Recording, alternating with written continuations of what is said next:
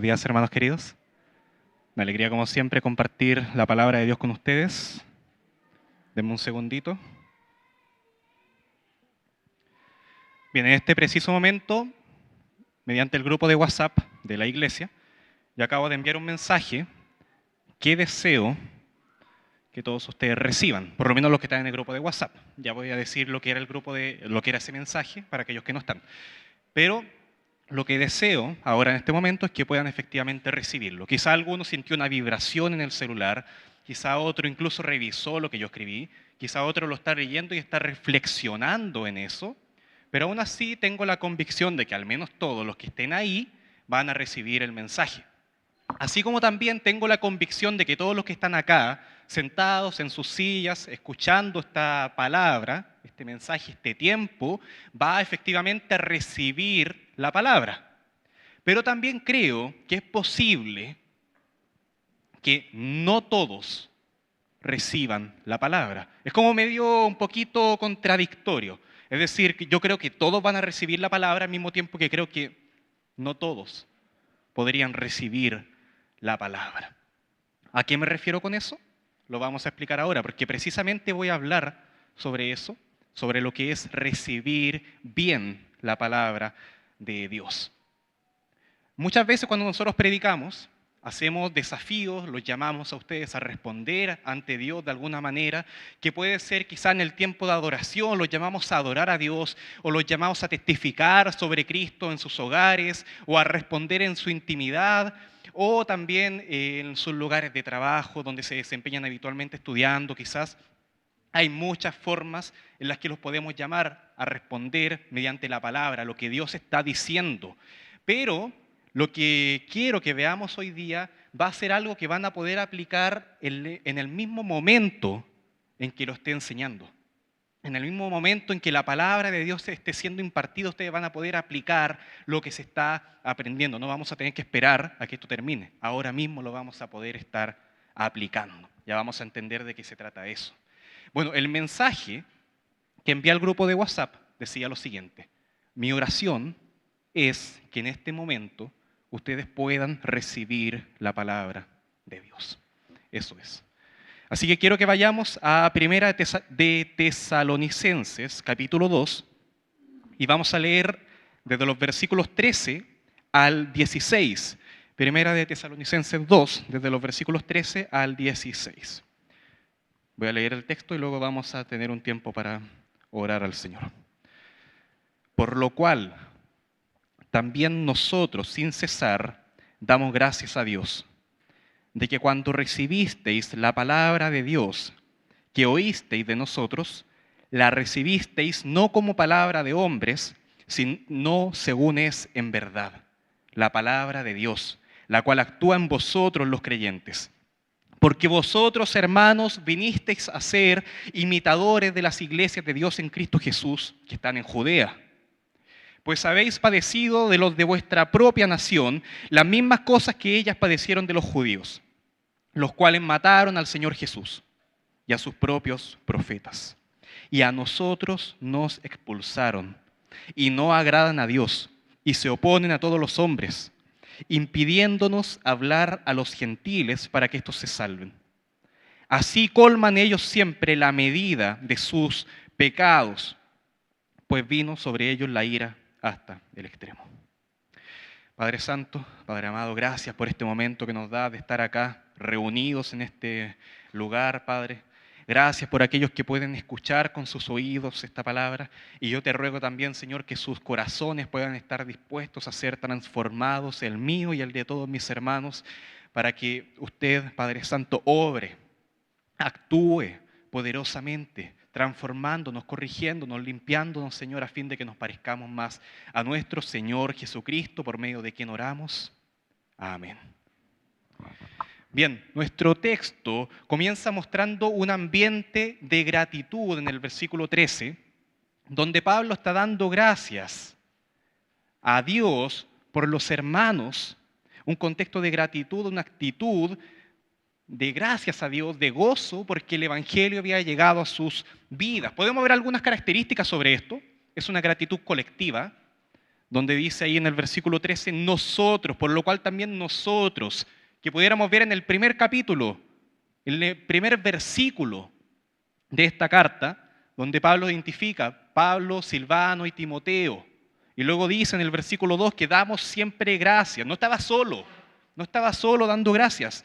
Es una gratitud en conjunto. Nosotros damos gracias ¿en base a qué? En base a lo que ya habían predicado.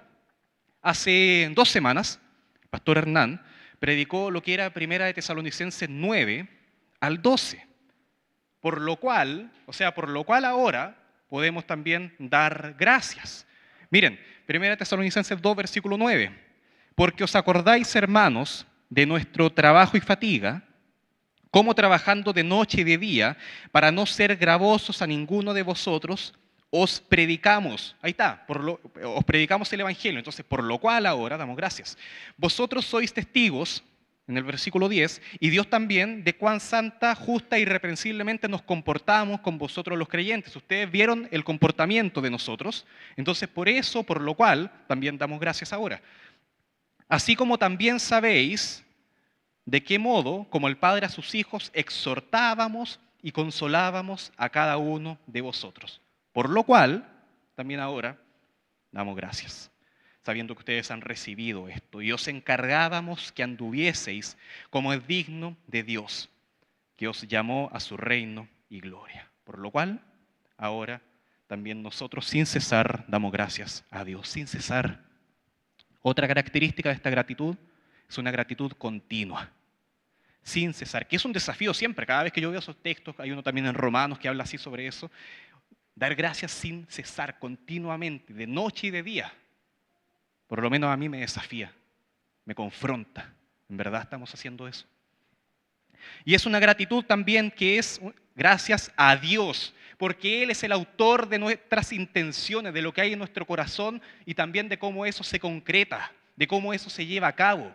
Puedo dar gracias a ustedes por las buenas obras que han hecho, pero finalmente sabemos que Dios es el que ha puesto ahí el querer, así como también el hacer. Ahora, ¿qué momento precisamente está recordando Pablo? Y en nuestro versículo 13, ahí dice de que cuando recibisteis la palabra de Dios, que oísteis de nosotros, la recibisteis. Esto se podría resumir quizá en otras palabras como esto. Mire, doy gracias a Dios porque cuando recibieron la palabra de Dios, la recibieron como la palabra de Dios. Cuando recibieron la palabra, la recibieron. Suena como un poquito redundante, quizás no nos está diciendo mucho. A simple vista, en nuestro español, no nos dice mucho. Pero lo que pasa acá es que esta carta, por si no lo sabían, originalmente fue escrita en griego. Y en griego esas dos palabras, doy gracias de que cuando recibisteis la palabra, la recibisteis, son dos palabras diferentes. En el español que tenemos acá, sobre todo en la Reina Valera, es la misma palabra. En el griego no, eran palabras diferentes. La primera palabra, recibisteis, es en griego lambano. Lambano, que es la acción de tomar algo, de recibir algo, como quien me lanza a mí un objeto y entonces yo lo recibo. O como cuando yo recibo una carta o un mail, y entonces respondo a ese mail, escribo recibido. Listo, lo recibí. En este caso, ¿qué sería? Lo escuché. Me llegó la palabra, la hablaron, entonces yo ¿qué hice? La escuché, la recibí. Listo. Es como cuando en 1 Corintios 11, versículo 23, un texto que leemos todos los meses, Pablo dice así, porque yo recibí del Señor. Eso es como yo escuché este mensaje, me llegó a mí. Del Señor lo que también os he enseñado. Y luego está el tema de la cena del Señor. O en 1 Corintios 15:3, donde dice, porque primeramente os he enseñado lo que asimismo recibí. Este es el mensaje que yo escuché, lo recibí. Y ahora ustedes también lo han recibido, que Cristo murió por nuestros pecados, conforme a las Escrituras. Entonces, el primer paso para esto, para este recibir, para este lambano, es escuchar, entender la teoría, de qué se trata, hacer que las cosas tengan sentido, todo un trabajo de mi mente. Pero reconociendo también en este caso, con mi mente, que es palabra de Dios. Podemos hacer ese ejercicio. Lo que estamos leyendo hoy día, lo que tienen ahí en las pantallas o en sus Biblias, es la palabra de Dios. Por eso se parte. Miren, yo podría hacerle a ustedes la siguiente pregunta. ¿Recibieron la palabra cuando estábamos acá el domingo pasado? Entonces, si responden que sí, eso es claro. Lambano, sí, la recibí. Ahora, ¿te acuerdas de la palabra del domingo pasado? Es como, de repente pasa que uno está conversando con otro y le dice, oye, la palabra estuvo tremenda. Y ahí el otro pregunta, ya, pero ¿de qué trató? Y uno queda así como... Y al final sale la idea de lo que se trató. Eso sigue siendo lambano, es básicamente la comprensión. O esta pregunta, ¿consideras que lo que recibiste fue la palabra de Dios? Bien, seguimos ahí en ese mismo recibir, en ese mismo lambano.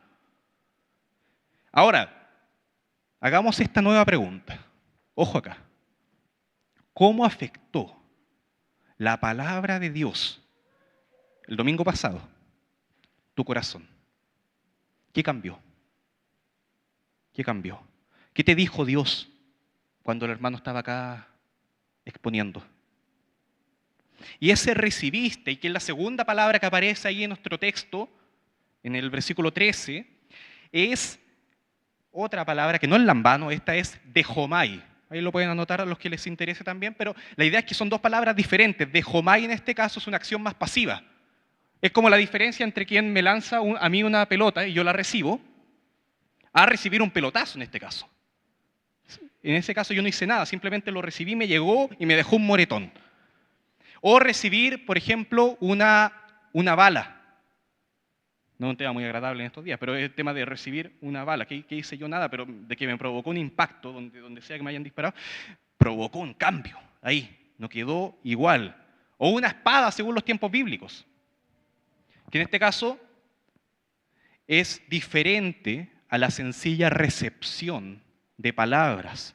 Por eso Hebreos 4:12 habla de las palabras de Dios como palabra viva y eficaz y más cortante que toda espada de dos filos y penetra hasta partir el alma y el espíritu, las coyunturas y los tuétanos y discierne los pensamientos y las intenciones del corazón.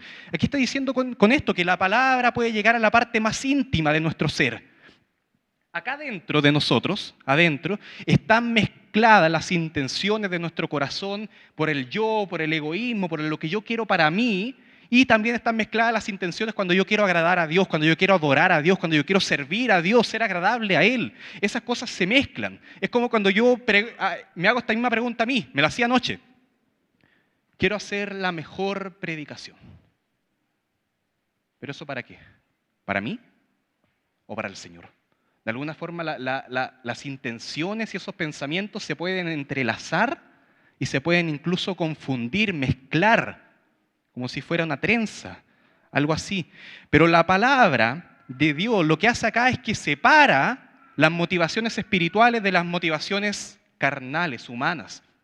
Cuando yo vivía con mis papás, en este caso recuerdo cómo mi papá cortaba la carne ahí bien roja que tenía nervios, entonces iba con el cuchillo, iba sacando los nervios, que estaban ahí pegadísimos, pero con el cuchillo en ese caso se iban sacando y se podían ir dejando aparte, se iba separando esas dos distintas cosas que estaban tan juntas. Entonces lo que está haciendo la palabra acá es separar, llega a nuestros corazones, pero no llega solamente a nuestra base de datos, sino que llega a lo más íntimo. Cuando la palabra llega, separa lo que realmente está fuera de la voluntad de Dios y podemos decir eso es malo, eso lo desecho, y separa también lo que es bueno, lo que puedo decir, eso es lo que tengo que seguir, es poderosa, discierne los pensamientos y las intenciones del corazón. ¿A qué se refiere todo esto? Me refiero a cuando leemos la palabra o escuchamos la palabra con un corazón abierto a ser transformado por Dios. Con esa intención de escuchar pidiendo a Dios que muestre su poder en nosotros. ¿Cuál es nuestra actitud al escuchar la palabra? Miren, no es malo que nos acerquemos a la predicación diciendo esto, a ver lo que voy a aprender hoy día sobre Dios. ¿Qué voy a aprender hoy día de la Biblia? ¿Qué voy a aprender hoy día de la teología? Eso no es malo, está bien, pero queda corto. Queda corto. Es como la diferencia entre ir a la playa y mojarse las patitas a meterse, empaparse entero en lo más profundo del mar, donde cada célula de mi cuerpo queda empapada con esta agua. Es completamente diferente. Pero, ¿qué es lo que buscamos nosotros cuando decimos me quiero empapar de la palabra? Podríamos quizás estar buscando los significados de Jomai, de Lambano, podría estar buscando quizás las estructuras correctas para hacer el mejor bosquejo de este texto, o los contextos históricos, gramaticales, muchas cosas ahí. Pero lo que me refiero acá es que esto no es malo nuevamente, pero lo que hablo es la intención de mi corazón. Que cuando ustedes puedan estar escuchando en este mismo momento, ahora mismo, la palabra, puedan ustedes estar orando, diciendo, Dios, háblame. No es tanto la idea de quien se mete al mar y se zambulle, sino que es más la idea de alguien que está esperando la lluvia para empaparse con esa agua. Esperando que la palabra de Dios llegue y me empape a mí. Diciendo, Dios, háblame por medio de tu Santo Espíritu, para que pueda entender yo las maravillas de que el Creador esté hablando con la criatura, para que pueda entender yo lo maravilloso que es saber que el Padre está hablando con su Hijo, para que pueda yo entender lo hermoso que es que el Rey de Reyes hable con este siervo. Eso es lo que tenemos que buscar, y eso es lo que yo deseo que ustedes estén orando precisamente en este momento. No solamente que me use a mí para exponer la palabra, sino que en ustedes, en sus propios corazones, Dios pueda estar obrando. Dios, háblame. Claro, usa a este predicador, úsalo para que tú hables a mi vida. ¿Qué quieres que haga? ¿Qué quieres que yo sea? Por eso Mateo 10, 40, Jesús le hablaba a los discípulos y dice, el que a vosotros, el que lo recibe a ustedes, también me recibe a mí. Y el que me recibe a mí, recibe al que me envió. En este caso, recibir al que llevaba el mensaje era equivalente a recibir a Jesucristo, para que vean el poder que tiene el mensaje de la palabra de Dios. En Hechos 2:41 se ve como una multitud de personas recibieron la palabra y fueron bautizados, y se añadieron aquel día como 3.000 personas. Ok. Pero todos ellos recibieron efectivamente la palabra. Ellos creyeron, ellos fueron bautizados, ellos se identificaron con Cristo, ellos se identificaron con la iglesia. ¿Pueden notar que es mucho más que contenido? Es mucho más que solo palabras. Nuestro texto que estamos leyendo ahí en el versículo 13 dice que no la recibieron como palabra de hombres. En Gálatas 4:14, Pablo, nuevamente el mismo que escribe esta carta, está diciendo que a él no lo despreciaron, y no me despreciasteis ni desechasteis por la prueba que tenía en mi cuerpo, antes bien me recibisteis como un ángel, como a Cristo Jesús. Ustedes me recibisteis, dejomai, esto que llegó a mi corazón, ustedes me recibieron a mí como un mensajero de Dios, y recibieron a Jesús como el Cristo, recibieron a Jesús como el Salvador. Eso es lo importante, que reciban a Jesús como su Señor, como su Dios. Y los Gálatas, los que estaban ahí en Galacia, pudieron haber dicho, oye, pero este hombre está enfermo, mira su salud deteriorada, debemos desecharlo, no lo escuchemos. Dios o los dioses no lo están amparando, su mensaje no es confirmado por su salud, mira lo débil que se ve. Pero aún así, ellos no recibieron la palabra como la de un hombre enfermo. Ellos recibieron la palabra como la del Dios poderoso que viene a hablar a sus vidas. Esa es la diferencia. De forma tal que Pedro también escribe en 2 de Pedro 1:16, porque no os hemos dado a conocer el poder y la venida de nuestro Señor Jesucristo siguiendo fábulas artificiosas. No, olvídate de eso. Sino como habiendo visto con nuestros propios ojos su majestad. Ellos lo vieron, estuvieron ahí. Y el versículo 21, más allá de que lo hubieran visto, más allá de que estuvieran ahí, dice, porque nunca la profecía fue traída por voluntad humana, sino que los santos hombres de Dios hablaron siendo inspirados por el Espíritu Santo. Dios los movió. Es Dios hablando a través de ellos. Eso es el mensaje. De forma tal que también, no solamente como palabra de hombre, según el versículo 13, sino según es en verdad. ¿Qué cosa? La palabra de Dios, la cual actúa en vosotros, los creyentes. La recibieron como la palabra de Dios. Miren, en Lucas 5:1, Jesús está predicando y él estaba ahí cerca del lago de Genesaret. Y la palabra dice que el gentío, la gente, la multitud se agolpaba para oír la palabra de Dios. ¿Qué querían ellos? Querían escuchar grandes debates, argumentos teológicos, querían escuchar tips para aprender a ser mejor, más obediente a Dios. Eso no es malo. No es malo, está bien. Está bien. Pero ellos querían más, no querían quedarse cortos, querían escuchar a Dios hablando a sus vidas. ¿Qué me va a decir Dios hoy día? Eso querían. Por eso se acercaban tan desesperadamente a Jesús. No para oír información. Ellos decían, Dios se ha revelado. Claro, puedo ver las montañas, puedo ver el mar, puedo ver la creación y decir que con eso puedo ver un poco de Dios. Puedo ver por medio de mi conciencia y diferenciar lo bueno de lo malo y con eso tener un poco de la ley de Dios en mí.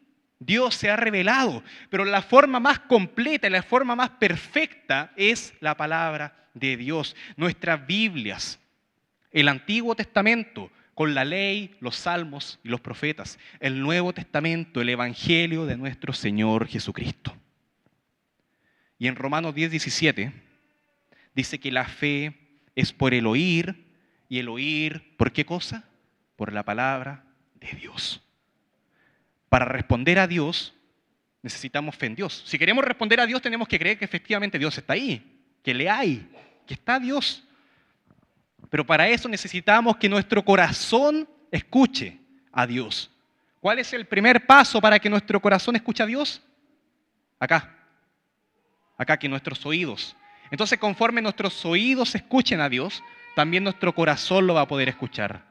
Tenemos que estar atentos, pero rogando a Dios por esto. Y lo recibieron también como palabra de verdad. Jesús decía, santifícalos en tu verdad. Tu palabra es verdad. En Juan 17:17. Que en su momento se podría entender como la ley de Moisés, como todo el Antiguo Testamento, pero todo perfeccionado, todo llegando de la forma más completa a nosotros por medio de Jesucristo.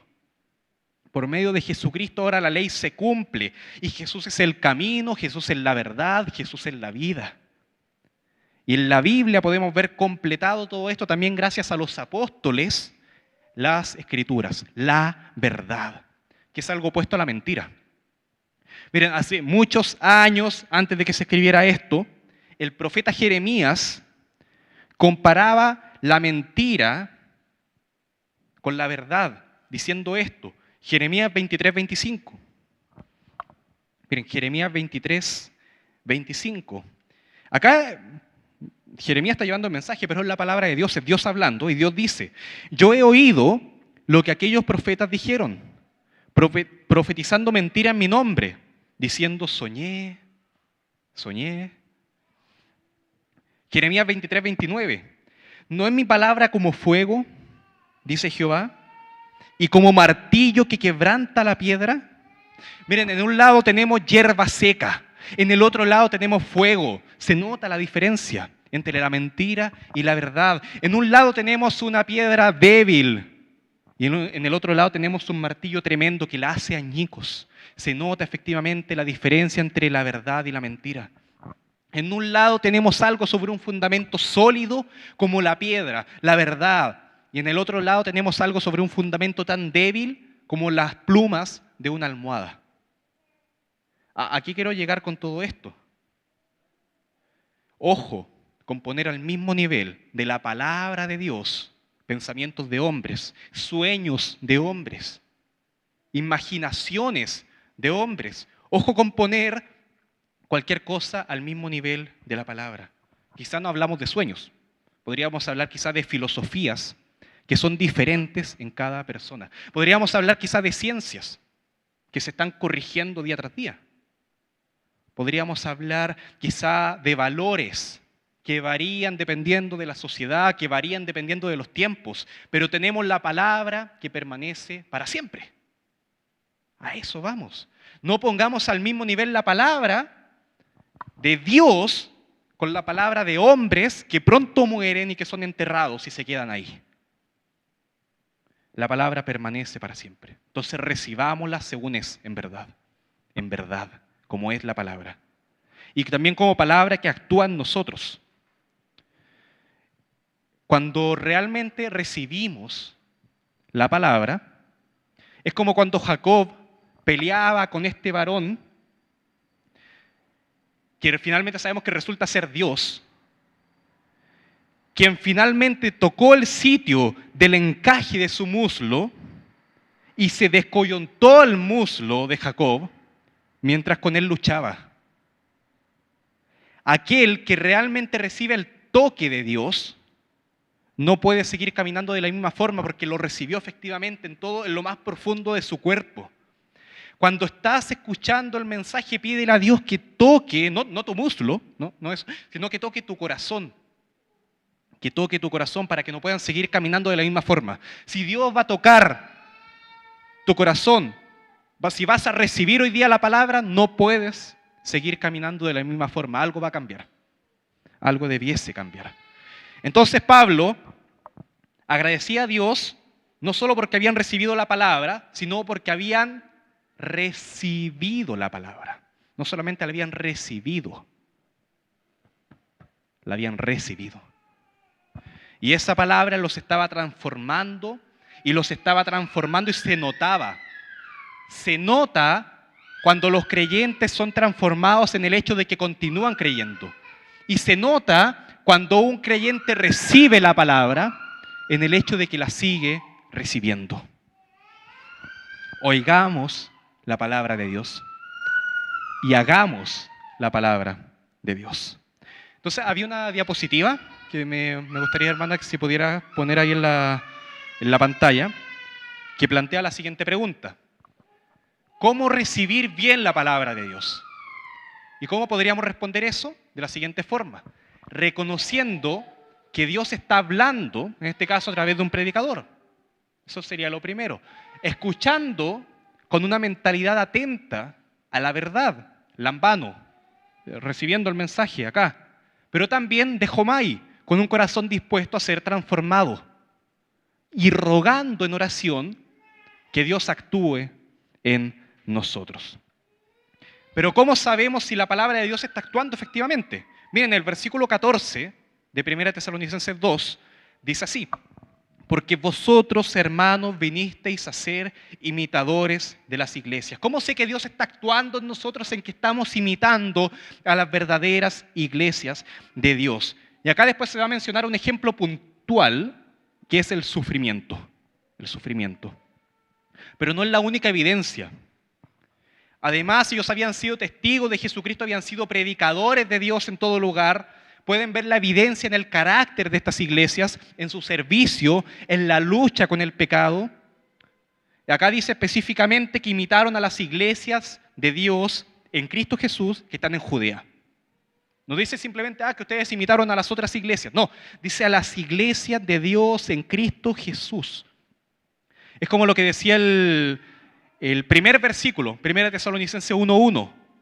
Pablo, Silvano y Timoteo a las iglesias de los tesalonicenses en Dios Padre y en el Señor Jesucristo. Pero en este caso iglesia que está en Tesalónica. Acá dice iglesia en Judea. Pero el fundamento es el mismo, se repite la misma fórmula. Son iglesias en Dios Padre. Son iglesias en Cristo Jesús. Son iglesias en este caso que estaban en un lugar, se identificaban con un lugar, Tesalónica, Judea.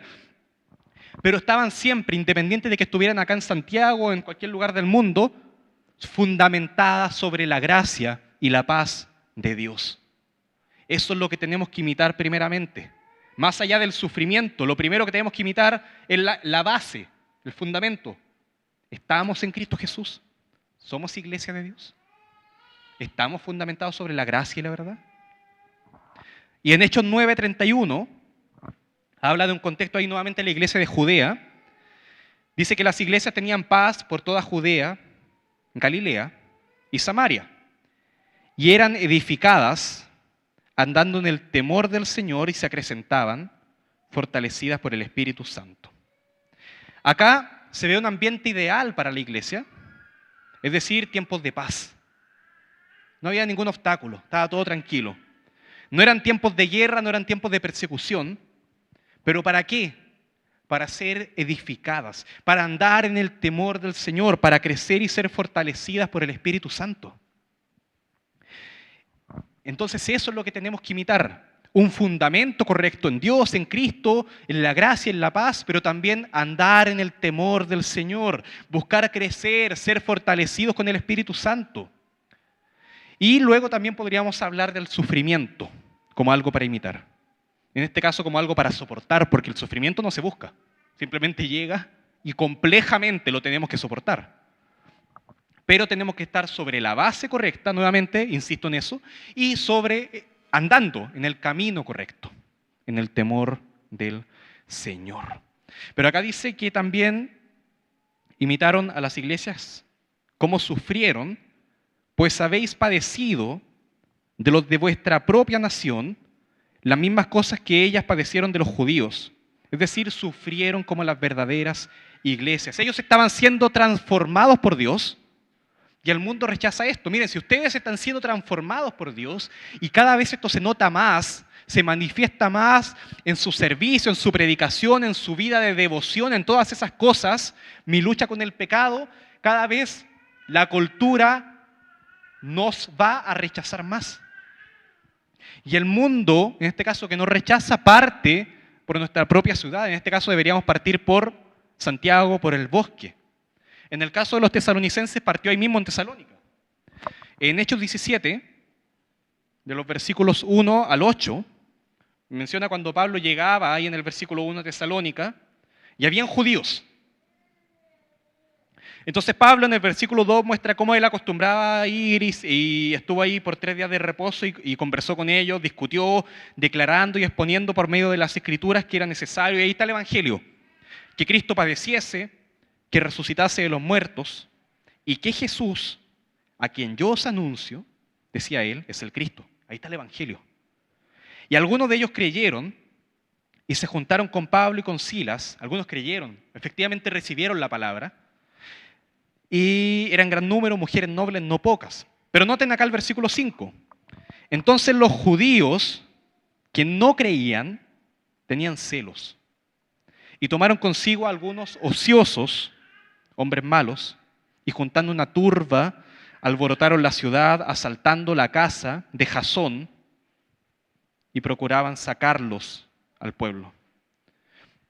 Parte, en este caso, por nuestro entorno más cercano. Pero puede también partir por nuestros propios amigos, por nuestra propia familia, el rechazo que en nuestro propio hogar puede haber por eso, desde la parte más íntima. Pero acá la idea es esta: incluso en medio del rechazo del mundo, de este sufrimiento, puede recibir la palabra de Dios. La idea es que no usemos el sufrimiento como una excusa para que hoy día podamos estar en la luna, o para que podamos estar simplemente pensando en nosotros mismos, lo que vamos a hacer después, qué va a pasar con todos estos problemas que tengo. Que tu oración sea recibir la palabra de Dios. Aunque estemos sufriendo, y aunque me estén rechazando, aunque me sienta solo y deprimido, estresadísimo, aunque me sienta enfermo, aunque me sienta pobre, patético, aún así, que nuestra oración sea recibir la palabra de Dios. Renueva tu mente ahora y ruega a Dios para que hable a tu vida, para que puedas recibir lo que Dios está diciendo. Había otra diapositiva que plantea esta pregunta, una pregunta que en verdad puede hacer ruido. Es cómo imitar el sufrimiento de estas iglesias si nosotros no sufrimos de la misma manera, porque le estoy diciendo imiten el sufrimiento, pero nosotros no sufrimos así, pues. No estamos en Tesalónica, no estamos en el mismo año, no sufrimos las mismas cosas. ¿Qué es lo que tenemos que hacer para obedecer la palabra en este caso? Recibir la palabra con la misma disposición que aquellos que, primeramente, acá voy a mencionar 5 puntos, aquellos que la recibieron entre los que mataron al Señor Jesús y a los profetas. Ahí estaban los judíos. Ahí estaban también los romanos, que eran los culpables, los que participaron en el juicio, los que efectivamente pusieron la cruz, pusieron los clavos. Pero sin los judíos, los romanos no hubieran hecho eso. Los primerísimos cristianos, los primerísimos que creyeron en este contexto, estaban rodeados de las mismas personas que habían puesto los clavos, de las mismas personas que habían dado los latigazos, de las mismas personas que habían hecho las acusaciones contra el Señor Jesús para que los crucificaran. Estaban al lado de ellos. En ese mismo contexto creyeron. Entonces lo que tenemos que hacer nosotros es imitar esa fe que tuvieron ellos, que a pesar de estar rodeados de los mismos que mataron a Jesús, creyeron y no lo negaron. También pasó con los profetas antes de Jesús. Muchas personas creyeron en el mensaje de estas personas que prácticamente andaban condenados a muerte, rechazados por reyes, rechazados por el pueblo, pobres, en soledad, pero aún así muchos creyeron a los profetas en el más terrible cautiverio, en el frío, en medio de guerras, en medio de personas que decían Dios nos abandonó. Aún así, en ese contexto recibieron la palabra. Habían personas que decían busquemos otros dioses, Jehová nos ha dejado. Aún así, personas creyeron y recibieron la palabra. Imitemos esa fe. Hay una segunda característica. ¿Cómo vamos a imitar este sufrimiento? Bien, recibiendo la palabra, como la recibieron los que estuvieron entre los que persiguieron y expulsaron a los apóstoles. Esa sería la segunda, ahí la pueden ver también en las pantallas. Gracias, hermana. Y se podría traducir esto como aquellos que nos han perseguido intensamente, que no se cansaron de hacerlo hasta que nos sacaron fuera, hasta que dijeron váyanse y no los queremos más acá. Y en los primeros tiempos de la iglesia, después de Jesús, muchos creyeron por la palabra de los apóstoles. Y eran personas rechazadas también, y aún así estas personas decidieron seguir a estos rechazados, que quizás llegaban enfermos, quizás llegaban pobres, quizás llegaban como prácticamente vagabundos, aún así creyeron en eso. Y si había alguien que tenía evidencia de eso era Pablo. Miren, en Hechos 9, versículo 23, dice que, acá hablando del mensaje que Pablo llegaba, en este caso hablando todavía como Saulo, pasado muchos días los judíos resolvieron en consejo matarle. Ok. 24, pero sus acechanzas llegaron a conocimiento de Saulo. O sea, él se enteró, Pablo. Y ellos guardaban la puerta de día y de noche para matarle. Esto es peligroso. Entonces los discípulos, tomándole de noche, le bajaron por el muro, descolgándole en una canasta. ¿Se estaban arriesgando a algo por esto? O sea, a los ojos del mundo, esta persona que estaban ahí sacando, ellos estaban siendo cómplices de una persona que debiese estar condenada a muerte, que lo estaban persiguiendo, una persona completamente rechazada. Se estaban metiendo en eso y estaban invitando a los cristianos a participar de eso, a sus esposas, a sus hijos, a los ancianos. O sea, ¿no es algo un poquito peligroso para invitar a esas personas? Si realmente sabes que te están metiendo en un lío, ¿vas a invitar a tu hijo pequeño a creer lo mismo? Da para pensar al menos. Da para pensar, para ponerse en el lugar. Pónganse en el lugar de ellos. Ellos creyeron en este mensaje. ¿Harían esto por simplemente información? ¿Harían esto por alguna ciencia? No, es porque Dios está llamando a sus vidas, porque está ahí. Está diciendo, está hablando a sus vidas. Eso es lo que tenemos que imitar. Esa misma fe que tuvieron ellos en esos momentos, imitarla. Conocer esa fe. Hay una tercera característica. ¿Cómo imitar el sufrimiento de estas iglesias si nosotros no sufrimos de la misma manera? Esa es la pregunta. Entonces tenemos que recibir la palabra con la misma disposición que aquellos que la reciben entre los que impiden la predicación del Evangelio. Y acá hablamos en tiempo presente. Pero en el texto que leemos, en el versículo 15, vemos que estas personas no agradaban a Dios. Y en el versículo 16 vemos que era porque, no agradaban a Dios porque impedían la predicación del Evangelio a los gentiles. En otras palabras, se estaban declarando enemigos de Dios, se estaban declarando de la guerra a Dios. Ah, ¿tú quieres que el mensaje llegue a todo el mundo? No, a eso le vamos a poner todos los frenos posibles, vamos a iniciar una guerra para que eso no pase.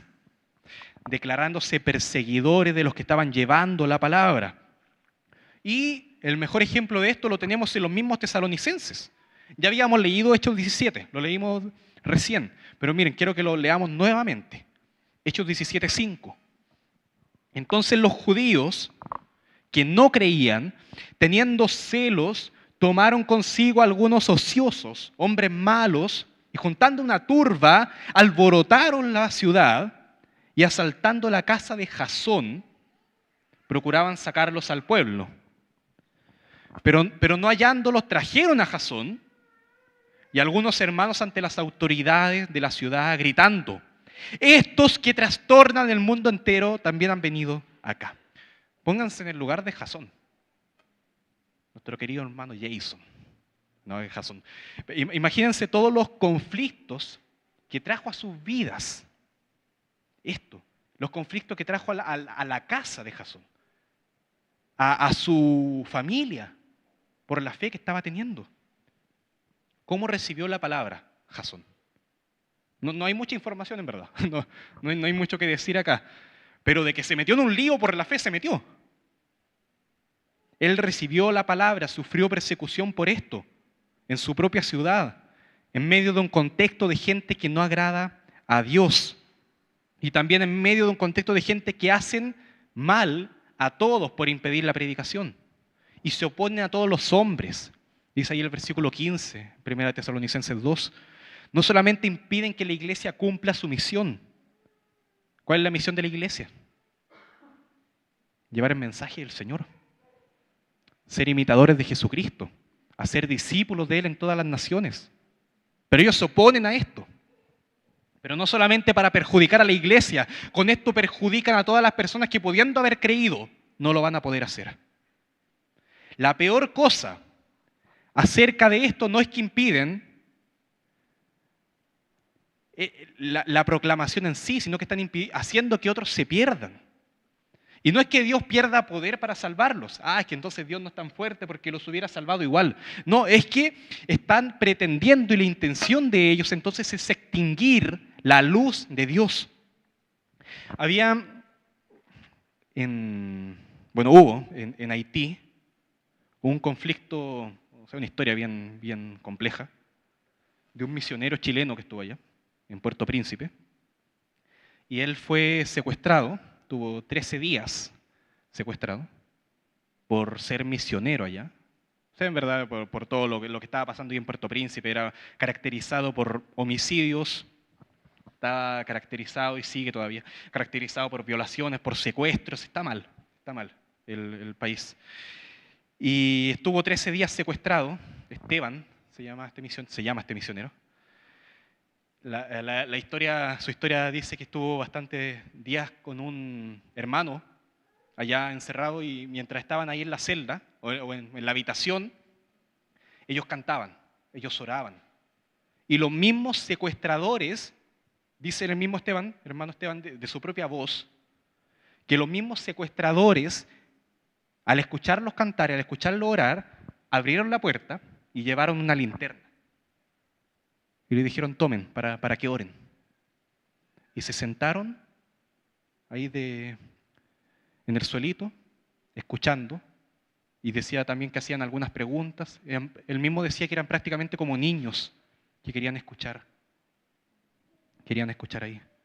Bueno, finalmente el 21 de junio del año pasado, él salió en libertad, pero la pandilla, que quizás pudo haber escuchado el mensaje, finalmente tomó todo ese territorio y lo tiene bajo su dominio actualmente.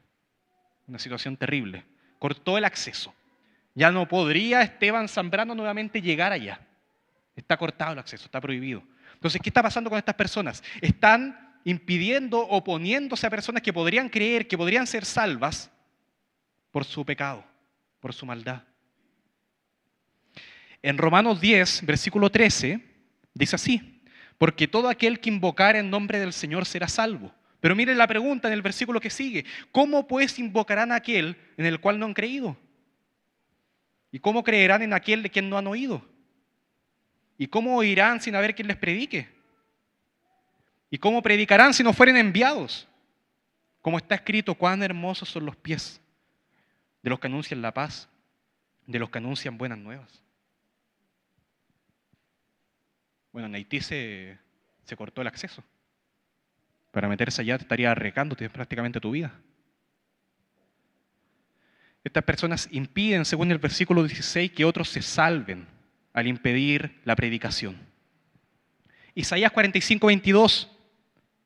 Dice así: Dios, mirad a mí y sed salvos, todos los términos de la tierra, en todo lugar, incluso en esa nación que acabo de mencionar, porque yo soy Dios y no hay más. Hechos 4:12. Y en ningún otro hay salvación, porque no hay otro nombre bajo el cielo dado a los hombres en que podamos ser salvos. Si no se predica a Jesucristo, estas personas se pierden la salvación, siguen perdidas, siguen condenadas. Y aquellos que lo impiden, dice el versículo 16, colman ellos siempre la medida de sus pecados. Es como la idea de tener una copa acá y estarla llenando continuamente con vino, estar echándole ahí, hasta que se llena y la copa se derrama sobre mí mismo que la estoy llenando. Pero eso que estoy llenando, ese líquido, es la ira de Dios por el pecado. Es la ira de Dios por mi propio pecado. Prácticamente yo mismo la estoy llenando y yo mismo estoy haciendo que se derrame encima mío. El año 2008, un grupo de estudiantes, manifestantes, estaban protestando afuera de la oficina del director de su liceo emblemático, el liceo bien antiguo en todo caso, y empezaron a saltar, gritando su consigna, y por su propio peso, las maderas se rompieron y ellos cayeron abajo, al túnel, varios metros abajo. Prácticamente una veintena quedó lesionada. Y cayeron prácticamente por su propio peso. Claro, estaba el reclamo de que la estructura estaba mal, etcétera, pero fue su propio peso el que hizo que cayeran. Entonces las personas van añadiendo a este piso de madera frágil, van añadiendo cada vez más peso y comienzan a saltar encima hasta que se rompe. Y Dios tiene paciencia. Dios tiene paciencia. Permite que aguante la estructura lo más posible. Pero llega un límite. Y en ese límite se rompe todo. Y cae el juicio de Dios. Y cada vez que una persona está haciendo mal, añadiendo mal, está saltando más fuerte, está añadiendo pecado. Ojo con eso. Mateo 23, versículo 31. Mateo 23, versículo 31. Así que dais testimonio contra vosotros mismos. Hablando acá Jesús a los judíos. Pero miren la idea a la que quiero llegar. De que sois hijos de aquellos que mataron a los profetas. Versículo 32, ojo acá, que está con una exclamación. Es solamente esta frase, el versículo 32 es solamente esta frase. Vosotros también llenad la medida de vuestros padres. Están llenando la copa. Ustedes son los que están saltando ahí sobre esa estructura frágil. Serpiente, generación de víboras. ¿Cómo escaparéis de la condenación del infierno? Por tanto, he aquí, yo os envío profeta, miren, les doy oportunidad. Envío sabios y escribas, y de ellos los recibiréis. No dice eso. A unos mataréis y crucificaréis, y a otros los va a azotar. Incluso en vuestras sinagogas. Y perseguiréis de ciudad en ciudad, irá a Tesalónica, va a molestar ahí. El predicador se irá de Tesalónica, irá a otra ciudad, vamos allá a molestar a la otra ciudad. Para que venga sobre vosotros toda la sangre justa que se ha derramado sobre la tierra. Desde la sangre de Abel, el justo, hasta la sangre de Zacarías, hijo de Berequías, a quien matasteis en el templo y el altar. De cierto os digo que todo esto vendrá sobre esta generación. Versículo 37. Jerusalén, Jerusalén, que matas a los profetas y apedreas a los que te son enviados. Esto es como un lamento. ¿Cuántas veces quise juntar a tus hijos, como la gallina junta sus polluelos, debajo de las alas, y no quisiste? Y no quisiste. Recuerda el versículo 32. Vosotros también llenad la medida de vuestros padres. Es un grito eso. Se estaban prácticamente volviendo iguales que las generaciones que mataron a los profetas. Así como aquellos que persiguieron a los tesalonicenses se están volviendo iguales que los que mataron a Jesús.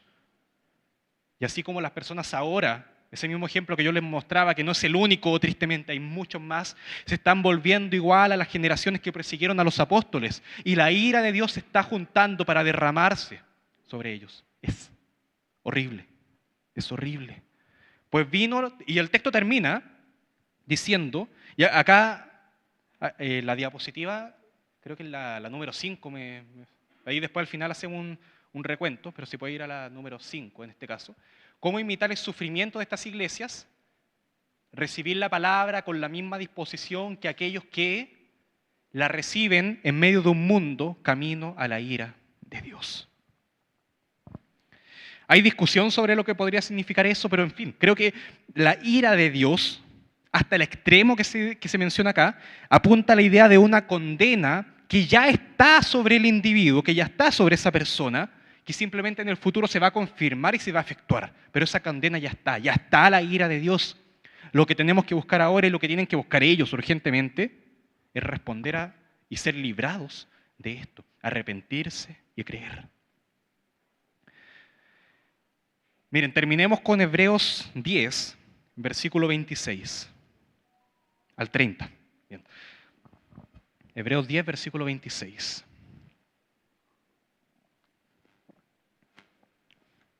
Porque si pecaremos voluntariamente después de haber recibido, este recibido acá es este lambano, no es el de Jomai, no es que llegó al corazón, no, sino que simplemente lo escuchaste. Porque si pecaremos voluntariamente de haber escuchado el mensaje, de que te predicaran, el conocimiento de la verdad, ya no queda más sacrificio por los pecados. Le hablaron, estuvieron ahí sentaditos, escucharon todo.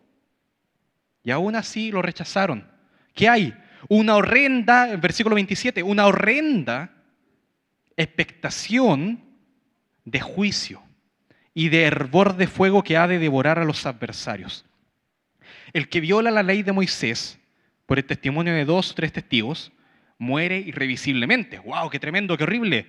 Pero ¿qué pasa en el versículo 29? ¿Cuánto mayor castigo pensáis que merecerá el que pisoteara al Hijo de Dios? No está hablando de la ley de Moisés, que transgrediste un mandamiento. No, estás pisoteando al Hijo de Dios y tuviere por inmunda la sangre del pacto en la cual fue santificado e hiciera afrenta al Espíritu de gracia. Pues conocemos al que dijo, mía es la venganza. Yo daré el pago, dice el Señor. Y otra vez el Señor juzgará a su pueblo. Horrenda cosa, podríamos decir, concluir de esto. Horrenda cosa es caer en las manos de un Dios vivo. ¿Cuál es la conclusión a la que quiero llegar?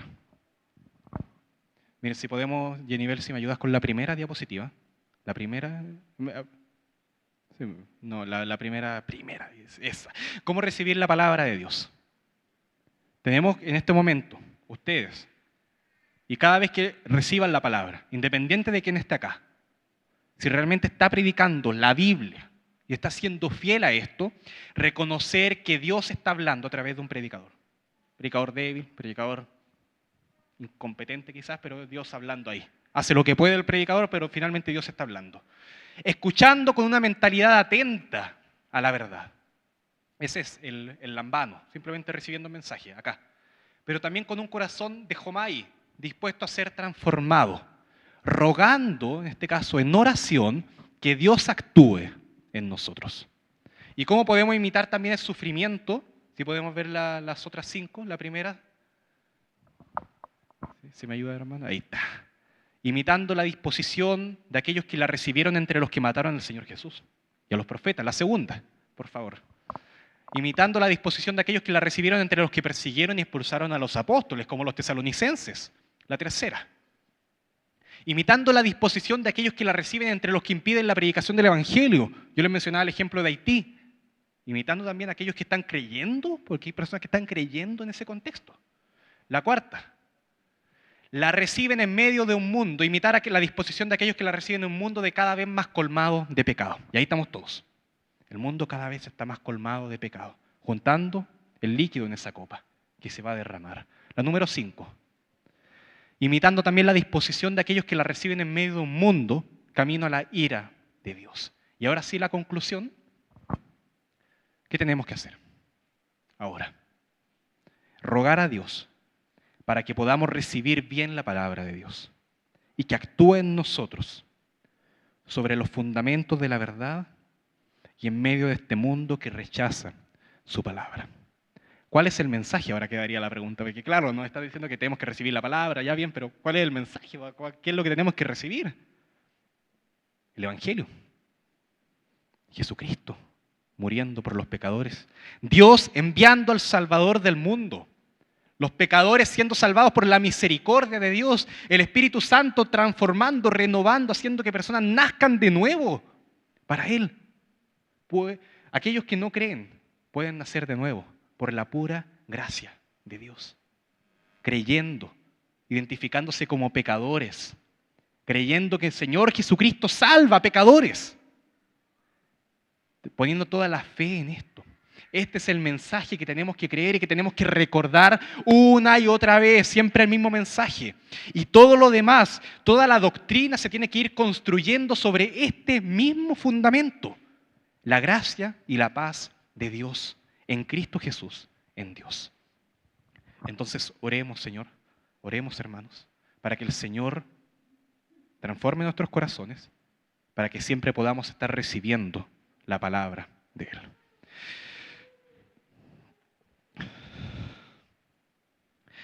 Amado Dios, amado Padre, gracias por este momento que me das a mí un siervo inútil para llevar el mensaje tuyo, como un mensajero, Padre Santo, simplemente. Te agradezco, Señor, por todo lo que has puesto en mi boca, por todo lo que me has permitido preparar, pero más allá de eso, de todo el conocimiento que yo pueda entregar, te pido que transformes mi vida a una vida que esté más atenta a ti, con un corazón dispuesto a ser transformado y humillado delante tuyo. Y que la vida de cada uno de mis hermanos, lo mismo. Que puedan estar siempre con un corazón dispuesto.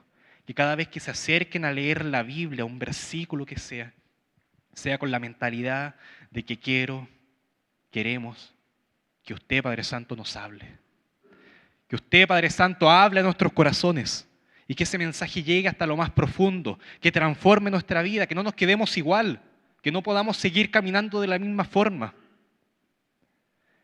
Y te ruego, Señor, para que podamos seguir recibiendo este mensaje en los contextos más difíciles, en la paz, pero con una mentalidad de guerra, con la misma mentalidad que la recibieron aquellos en los momentos más difíciles, que quizás nos toque a nosotros después. Padre Santo, prepáranos. Y ayúdanos, Padre, siempre a estar deseando, como un bebé desea la leche de su madre, la palabra tuya. Que no sea solamente conocimiento, sino que seas tú hablando a los corazones de cada uno de los que está acá, primeramente para salvación, para perdón, para vida eterna, y también para crecimiento, para santificación, para gloria tuya, por siempre y por todos los siglos. Lo dejamos en tus manos y confiamos en que el Espíritu Santo siga obrando poderosamente en nuestras vidas, en el nombre de Jesucristo. Amén. Gracias, hermanos.